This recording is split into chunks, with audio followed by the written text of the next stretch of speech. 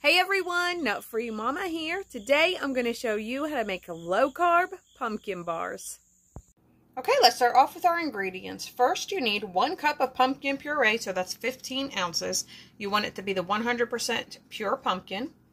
A 1/4 cup of butter or coconut oil, whichever you prefer, and you want that at room temperature.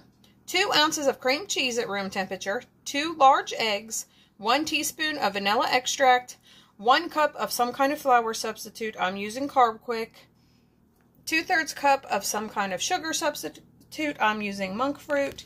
2 teaspoons of baking powder, 1 teaspoon of pumpkin pie spice, and 1/2 teaspoon of sea salt. And then for the cream cheese frosting, you need 6 ounces of cream cheese, softened, and we are going to cube that. 1/3 cup of some kind of powdered sweetener, so I'm using the Monkfruit powdered. A teaspoon of vanilla extract, and a tablespoon of heavy cream, which I do not have out yet. Let's go ahead and get started. We're going to preheat our oven to 350 and then line a 9x9 or 8x8 baking pan with parchment paper. I don't have any, so I'm just going to spray mine really good with cooking spray. In a microwavable safe bowl, we are going to melt our butter and cream cheese in the microwave just until it's easily combined. That looks great. So now in another large bowl, we have our pumpkin puree, 2 eggs, and vanilla. And then we are going to add in our butter cream cheese mixture to that and beat it with an electric mixer until everything is combined.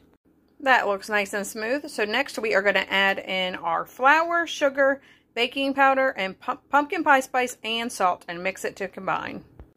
That looks great. Now we're just going to pour this evenly into our prepared pan and bake it for 30 to 35 minutes. My pumpkin bars are out of the oven and we need to let those cool completely, so I'm going to start to work on the frosting. So in a large bowl, I have my powdered sugar substitute, my 6 ounces of cream cheese cubed, and my teaspoon of vanilla extract. And I'm just going to mix that with an electric mixer, and then if you need to add the heavy whipping cream, you can do that to thin it out. My frosting has been added to my bars, and I am going to cut these into 16 pieces.